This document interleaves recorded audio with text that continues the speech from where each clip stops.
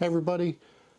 So some of you may or may not know, and you'll find out here shortly. I've been working with Canon equipment for most of my life in photography, all the way from the beginning. I've always used Canon equipment. Within the last year or two, I switched to mirrorless when I was ready for an upgrade. Decided to make the leap to the R5 and work with the Canon mirrorless portfolio.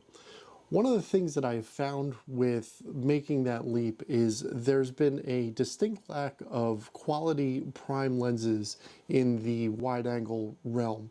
When I was still working with a 5D, I had picked up this IRIX 15mm Dragonfly. This is a great lens. This has treated me very well, but it is an EF mount lens. It is not an RF mount lens. So in order to use this lens, I've had to use an adapter. I've not had any issues doing that. It worked very well. It works flawlessly. But I've been looking for a native RF mount lens to use.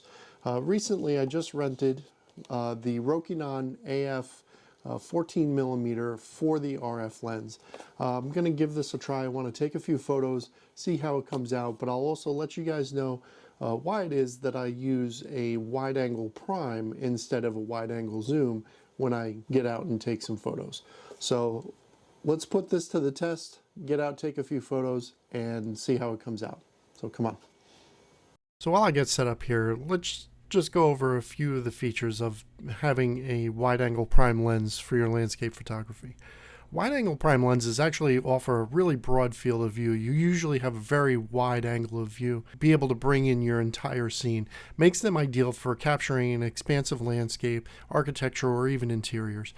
This wider perspective can help convey the vastness or grandeur of the scene, which is impactful with your landscape photography. The nice thing is also a lot of these wide-angle primes have a shorter focal distance or shorter focus distance, so that way you can actually get closer to subjects and still be able to capture the size of the subjects. And you'll see that I do that with this little waterfall going on here. I get a little bit closer to the waterfall than I normally would with a regular standard zoom lens. So this gives me the opportunity to be able to capture the entire waterfall without having to sacrifice any part of the scene because of the zoom of the lens. Another benefit of the wide-angle primes is because of their fixed focal length, they often have fewer glass elements and moving parts than the zoom lenses. This can result in sharper images with less distortion within your image. The simplicity of their design can lead to a better overall image quality. That also leads them to be compact and lightweight, so that way it makes it easier to carry, makes it easier to use. As you can see, the Rokinon was a very, very small lens. It was extremely lightweight. It was actually lighter than my IRIX 15mm for the EF mount.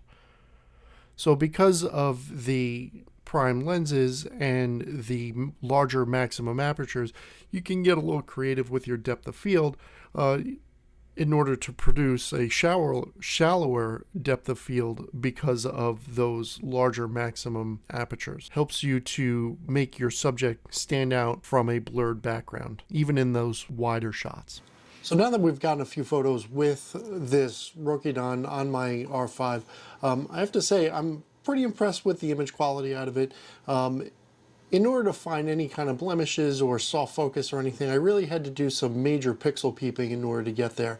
The first three images here that I'm going to show you are the primary images that I was looking for, and as you can see, you know, it does take a pretty decent photo. It's got a lot of great sharpness to it. The nice thing about this lens is that has an advantage over my IRIX is the fact that it does have autofocus on there, so that I could use the autofocus if I so choose. I did not use the autofocus. I used manual focus in order to focus pinpoint on the areas that I wanted. But overall, the image quality coming off of this lens is pretty good. I got a few lens flares as the sun had shifted while I was taking photos, but it overall it performed quite well. The last photo here is actually one that I took really close. I was probably 1.5 feet away from the actual cascade. And as you can see, you know, in the first couple of photos, this looks like a really, really large cascade. It's really not.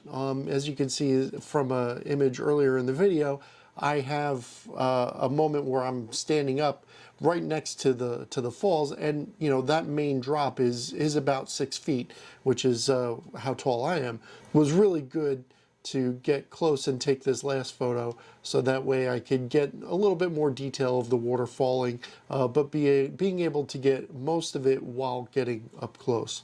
So that's about it for this week. I really do appreciate everybody coming along with me for this video.